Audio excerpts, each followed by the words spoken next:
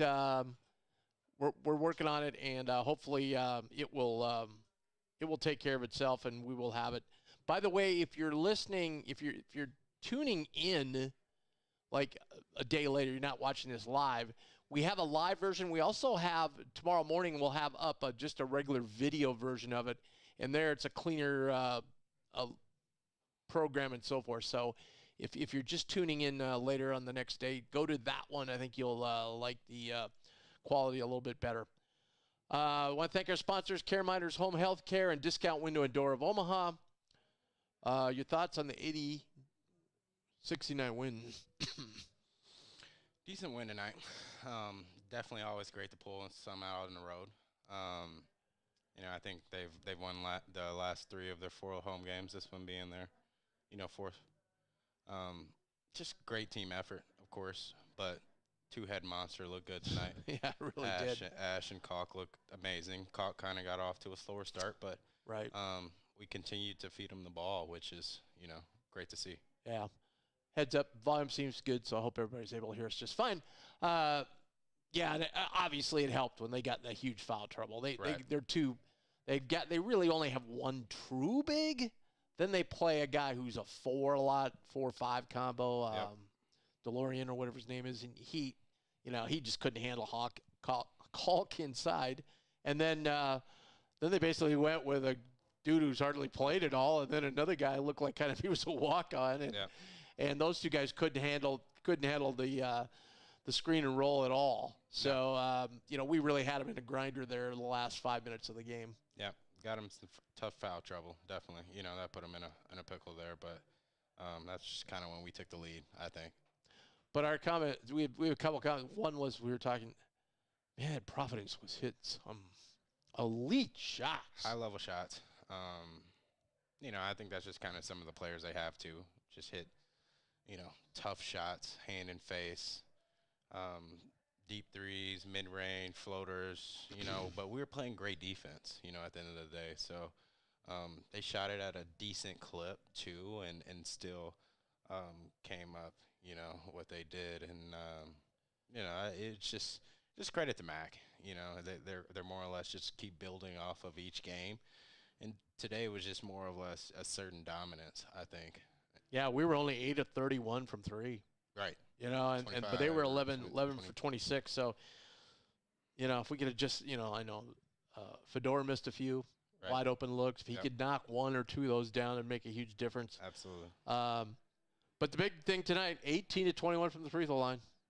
Yep. And again, we're debating. There's been a debate going on the last couple of weeks over on BlueJayBanner.com on the message board. The point guards we've had, Chapman and Zagorowski and Ryan Sears and Ashworth and on and on and on. And the one thing we have with Steven is when that ball's in his hand at the end of the game and he gets fouled. It's a sure thing. Sure thing. Sure thing. He gets fouled on the three-pointer. Boom, that's 3 points. Sure thing. And only 5 turnovers. Yes. Today. Yes. Granted, we were kind of, harping on that, but to go out with only 5 turnovers in that, I think that's something to just walk away proud for. And they had 10. So there you go. Right. So reboundings were dead even. Just a gutty win on the road. They hit, like I said, some tough shots. They had some balls bounce on the rim 3 or 4 times to drop through. I mean, things were going well for them, and we somehow overcame that. Yep. Just playing good energy. They were playing with, pretty good energy, but I think we're just playing at a high level right now. Guys believe in them as a unit, and Fedor, as we saw, getting a little more tick today. His confidence is definitely going to grow over time as he gets his legs. I think a lot of that just not being as in condition yet and finally getting his game legs, which, I think this was the most minutes he's played yet, I would have to say, right? And, meaningful minutes I just think they're only going to get better. And I think that was basically because of their 3 guards.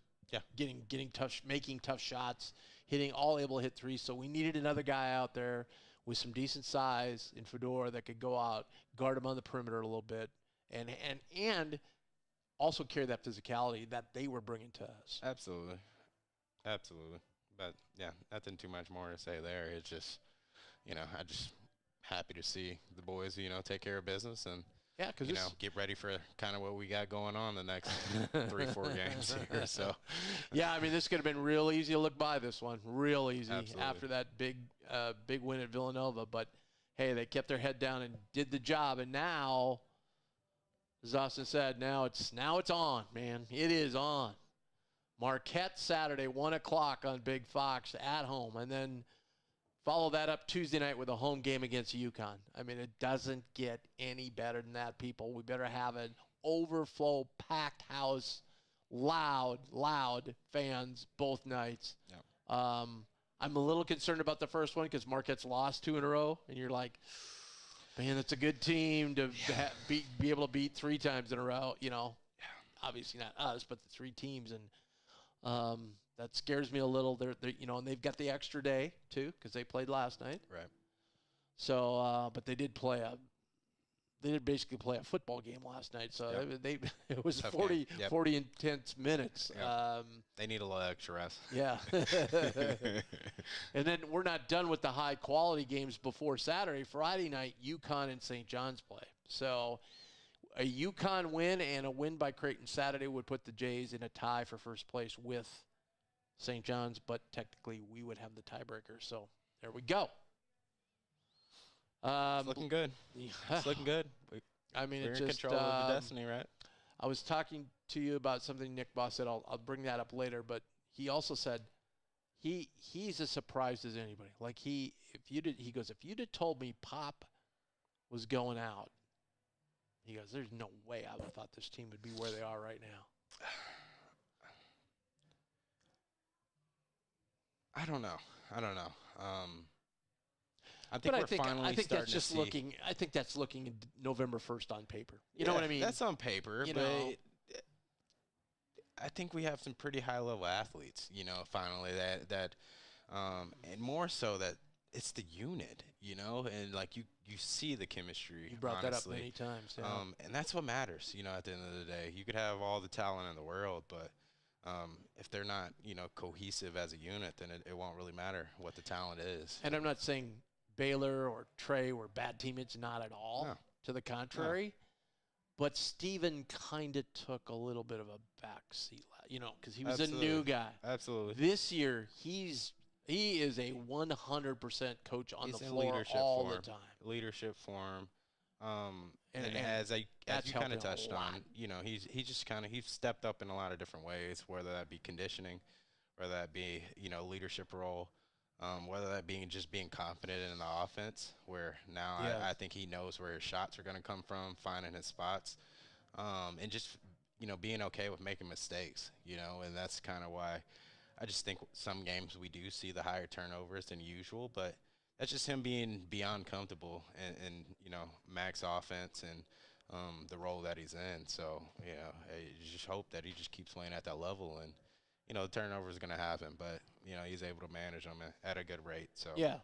And what we're talking about, Nick also said his conditioning is just at an elite level, because he said, like, when he's doing games, it's not just he passes the ball. He may not be in the camera angle, but he is running nonstop, going off screens. And, absolutely. And, coming off and then defensively, tonight you saw what he had to do every time down the floor is fight over those screens. And it was physical. And a lot of that takes a lot out of you. Like we saw last game, right, where Dixon more or less had to put effort into guarding Kalk and had no legs on the offensive end. But Mac touched on that this offseason, and just seeing, Ash's conditioning more or less improve.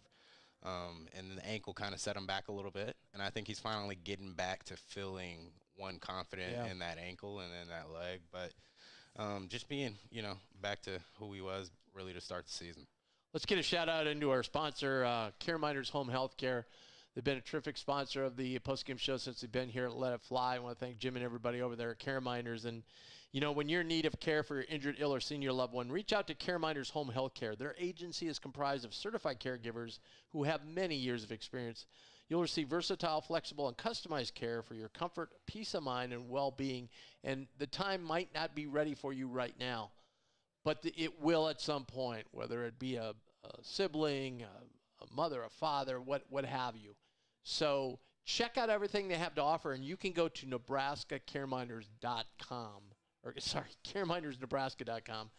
CareMindersNebraska.com. Check out everything they have to offer. And then, when you're ready, you can give them a call at 402-532-1383.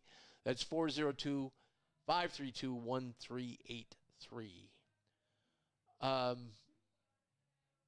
I'm trying to think of, like, outside of those two tonight, because obviously Kalk had a monster game. Right. Who, you know, I don't think Jemiah maybe had. Jemiah kind of got it going late, which was big. But that was more or less just him doing what he does and just staying consistent, and two, not, you know, understanding that game wasn't more or less just wasn't a game where he needed to provide, put his imprint on the game. For me, it's Zugic, you know, in all honesty. 0 of 6, which to me that would mean too much, especially where he's kind of coming into the fold and getting used to the unit. But I might be jumping the board, but my unsung hero is Zugic in a lot of ways. Let's do unsung hero. Zugic? That's kind of, you know, 4 rebounds, 1 steal, 1 foul, 22 minutes. Yeah, I'm going to go with you on that one because 22 minutes, that's big. That's large. It's large, and especially where we are right now and going into where we're about to, you know, get into some of these trenches. I think he's going to provide valuable here over the next 3-4 games. Yeah. I'm going to go with you on that one. So Fedor Zugic is our unsung hero. I told people this is a big-time trap game for Nebraska. Big-time trap game. And Washington almost has them doubled up halfway through the first half. So, yeah, it's going to be interesting. I hear you. We can't say too much. We've lost them. No, so I see throw people. No shade to Nebraska this year. I see a lot of. They got it. More than most years, there's a lot of Twitter fights between Creighton fans and Nebraska fans, right? Yeah. And I just feel like jumping in sometimes going, hey, Creighton fans. Yeah. Relax. Whatever you say is true, but you got to eat this one. Yeah, you have to. You know? Have to. Yeah, I know we've beaten them, 25 out of 30 times. I get it that. But we didn't beat them this year, okay? Didn't beat them this year. They're fighting for their lives to get in the NCAA tournament. Right. We're pretty safely in, okay? So there you go. Which bodes well for everybody, I think, at the end of the day. So, you know, their little bragging rights. Good for them. Good for them. Let's not overlook Jackson tonight. Beginning of the game, hit 2 big threes to kind of get us going. Absolutely. Yeah, just kind of got the pace moving a little bit. And it just proved his confidence, I think, too, right? He's kind of had a struggle over the past 3-4 games or so, just trying to find his rhythm and things of that nature where, to hit those first 2, there definitely was a heat check not too long after that. But a freshman that's still putting that assertive effort there and being confident on, letting that thing fly, which is a motto, but also doing things at a defensive end, which I think go unseen. But also just I thought there was a couple of possessions he really played where he is and the stage of things and the growth that only is just going to come from that. A lot of, I don't, it's a large shoes to fill, but it's real reminiscent of a guy that I know. Yeah, and you can clearly see, too, what the weight room's going to do for him next year. Not even that. He's got to get stronger. Everybody said the same thing with Doug, though. Everybody said the same thing with Doug. On those 3-footers, though. I hear you. He doesn't go up with much confidence. Everybody said the same thing with Doug. And it was more or less him getting used to the speed of play, the physicality. Yeah, you're going to put on a few pounds that, you're actually able to move with. But I just think he's honestly not – I don't think he has too much more weight to put on. I don't know. Right? Maybe Doug he's going to fill out as much, but Doug looked a little bigger than Jackson did. He did, but he didn't. Just go look at that freshman year. Go look at that freshman year. I can't get past his face because he looks like he's 14. What did Doug look like as a freshman? No, that's what I'm saying. Oh, Doug. They both do, though. Yeah, when I go on the thing and look at him, I'm like, they both do. Doug looks so young. Yeah, and it's it's kind of split an image and just kind of some of his movements. I'm very high on McAndrews. I am too. I'm very high on him. I'm just saying, if he gets some weight, a little more physicality in his legs, legs is where he needs it to power up on those, kind of like, Trout. Trout had a good off year in Virginia where he gained some weight. That's true. And when he got here, he was more developed from the weight standpoint. True. I guess that is true. I think it's conditioning. Could be. I'll go with you. I'm going to defer to you on that. I think it's conditioning. Yeah. And not being at the level that maybe he should be. The other thing, too, is, I'm sure in high school he didn't have this feeling, but I kind of get the sense that a lot of times when freshmen come in, and they're shooters, okay? Right. Pick whoever you want, whatever position. They hit 2 in a row, and then they're almost like on that third one, they either rush it a little bit or or their form just gets off because they're like, well, I got to make another one, and they know that making 3 in a row is a lot. You know what I mean? Like, well, that just comes with experience. That was kind of his issue at the beginning of the year. There was times where he'd catch wide open ones and more or less rush them because he hit just one before that, and more or less, short arm in it, T-Rex arm in it. And that's just kind of some of that heat check for most guys anyways. They feel the basket is larger than what it generally is, right? So perception is a little bit different because you got a better feel per se. But I just think, that was that hit 2 in a row, searching for the third one, found it. Now it's like, all right, I'm just go ahead and launch it from hands. And if that goes in, then conscious is unconscious, I guess, at that point. But that's just kind of the game, right? And get caught in the game, especially of the way it started for him. And I've seen Trout had some of that last year. This year, I don't feel he has it. Right. He'll make 4 in a row. He doesn't care, Right. Yeah. But that's just experience, and that's kind of what I'm saying, and just touching on there. I just think over time, he'll get used to more or less hitting 2 in a row, get into a place. So maybe I should pump fake this 3, maybe even get a quick little easy two-pointer, get all the way to the rim. Just certain things of that, watching film, of course, and just watching comparables. I think that's where he's going to truly expand. I don't think he really has to do too much in the weight room. Let's get to worst call tonight before we talk about discount window and door and then get to some chats. So explain, I didn't know what was happening on that technical of Kalkbrenner. You seem to have a little grasp on it. Yeah. He'd been getting bumped, the beginning of the game, and it just was physical, right? And refs weren't calling too much. There were a couple that they maybe could have blew the whistle. It was a lob to the rim. The guy kind of backed him out. He finished under the basket, basically touched the stand there. And then on his way back onto the court, he made a pretty, I just think he yelled, "Come on," at the ref, but it was directly at him. One, that's not something you generally see from Kalkbrenner. 2, that ref just kind of might have had a bad day today because he called 2 of them. It's the same crew that we had in Villanova. Yeah. And, I think refs are human too, and once they start seeing success, right, they start maybe sometimes calling judgment and so, calls. So what did he say? Because the camera wasn't on. He said, no, come on. No, but when he got to the other end, he might have said something else. It was by the time he had crossed half. He yelled at him.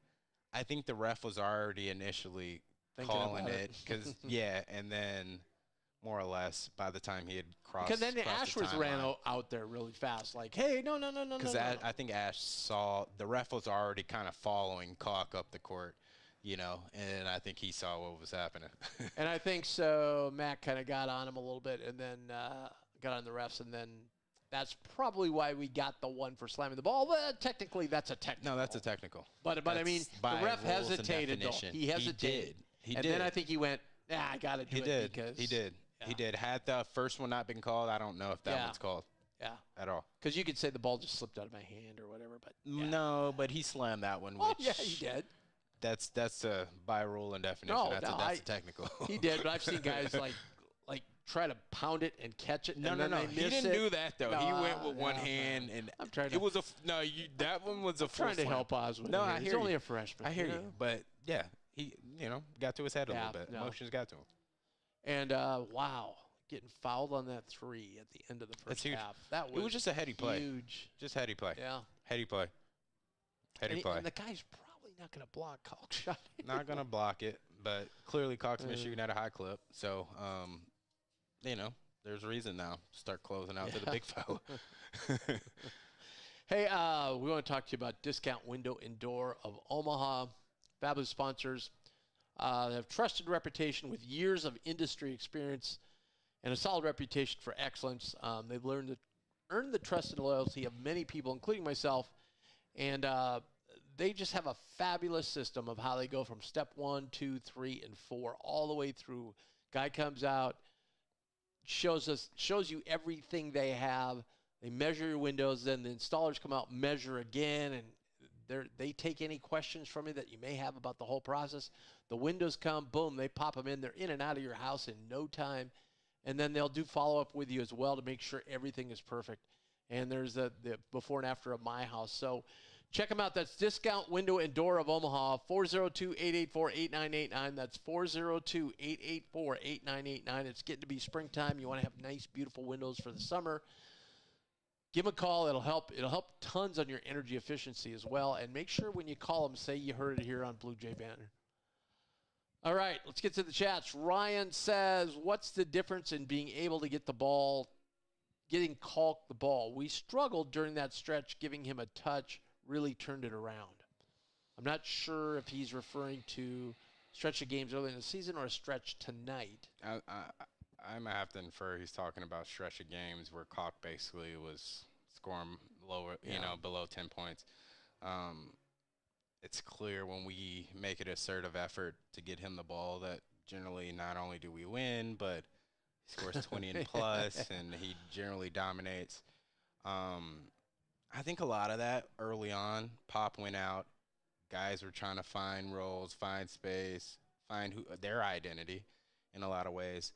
That kind of what we do and the team we have somewhat got lost in that.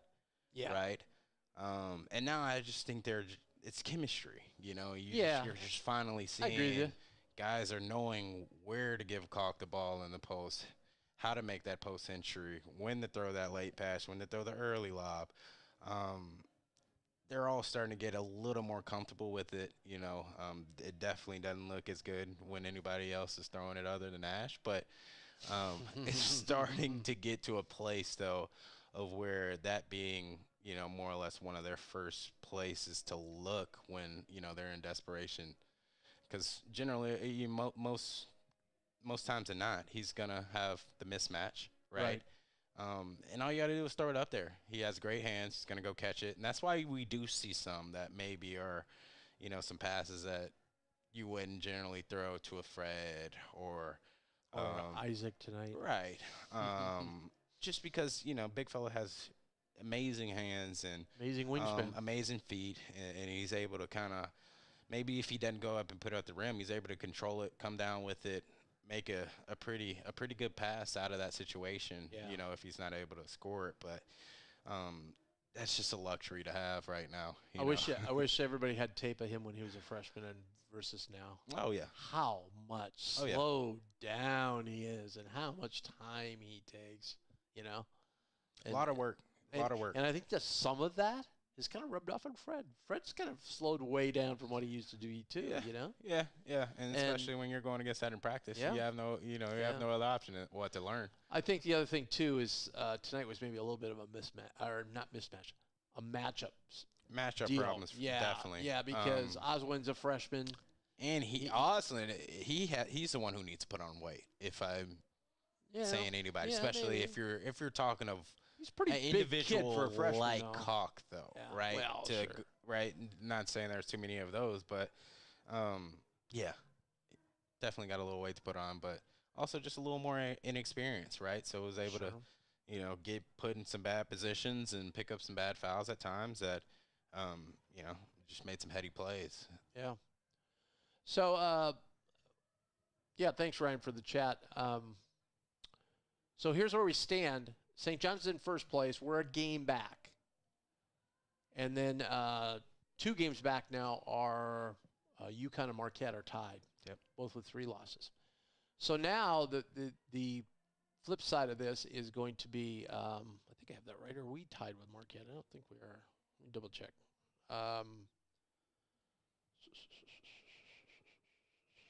Here we go. All right. Marquette's 9-3. I got it right. Yep. Yeah, Marquette and UConn are tied for third, basically in the loss column. UConn's played one less game. Marquette's So St. John's 11-1, Creighton 10-2, Marquette 9-3, UConn 8-3. Then Xavier now has busted out of that four-way tie into 6-6, and rightly so. We think they're easily the fifth best team.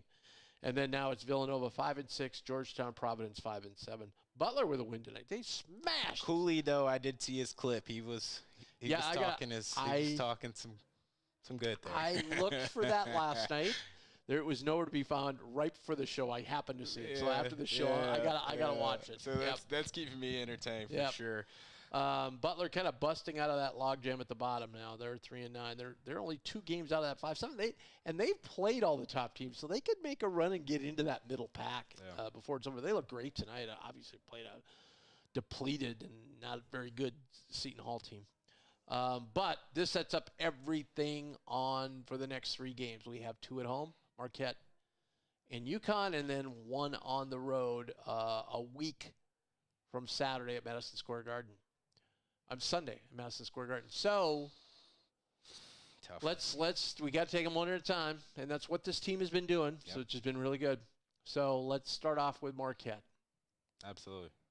One game at a time. What's your biggest worry about going against Marquette?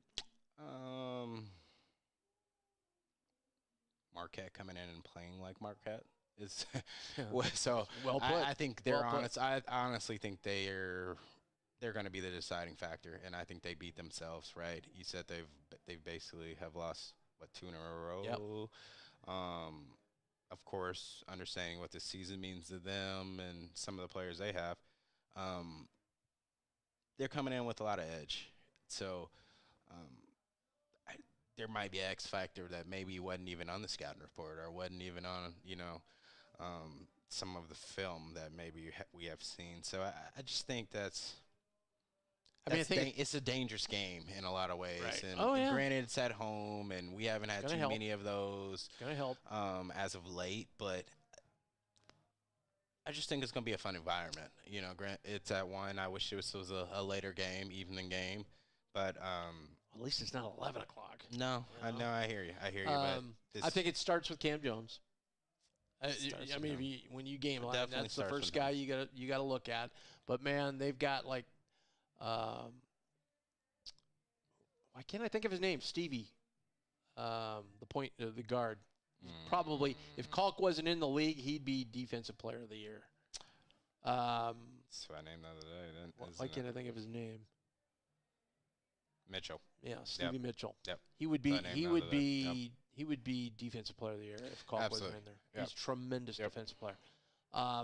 He's probably a guy that we're okay with. He can make the 3, but we're okay with him because Joplin, obviously Cam Jones, and then Joplin's an excellent 3-point shooter. Now, where we might have a little edge is down low.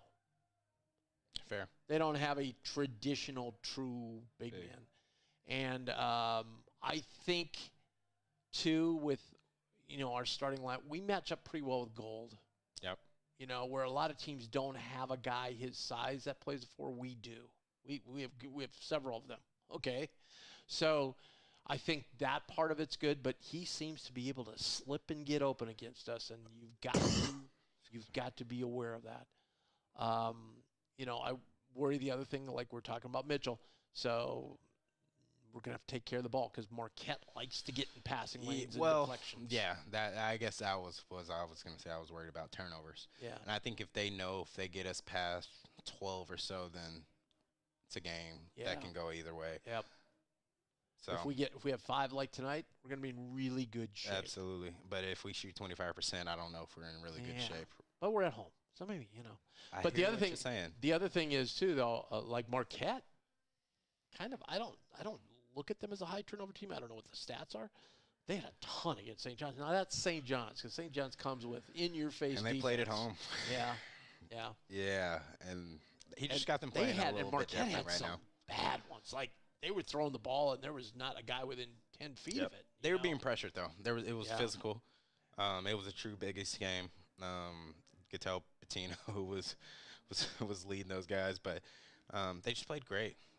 Kadari played amazing. You know, and I just think they, as a unit, too, there was a few clips that you saw on defense where their rotations were, you know, some things that, you know, most coaches show on film as this is how our rotations should look. And they were just picture perfect in a lot of ways that, you know, just playing at a really high level right now. Yep.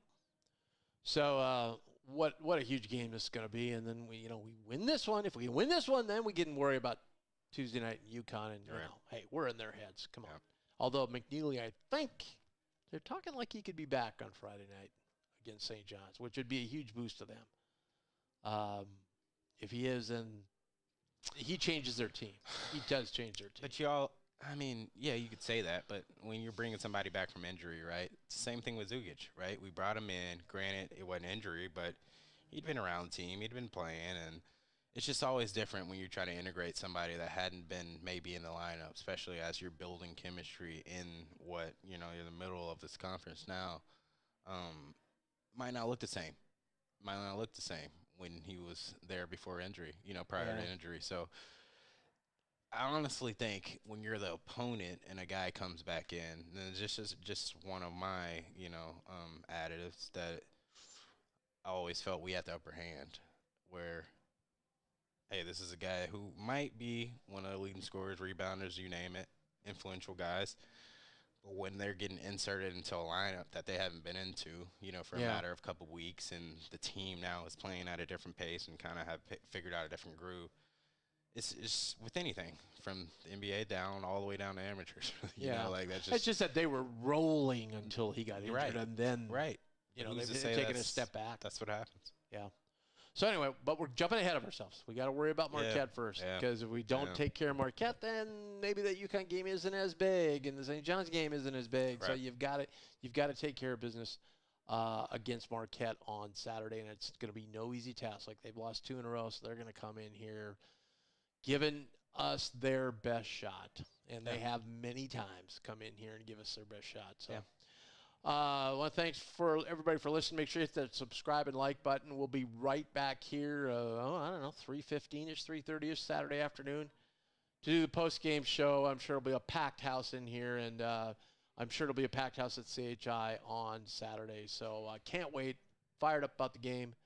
I know you are too. So follow us on Twitter at BlueJayBanner, and go to BlueJayBanner.com for all coverage leading up to the big game on Saturday. We'll see you on Saturday.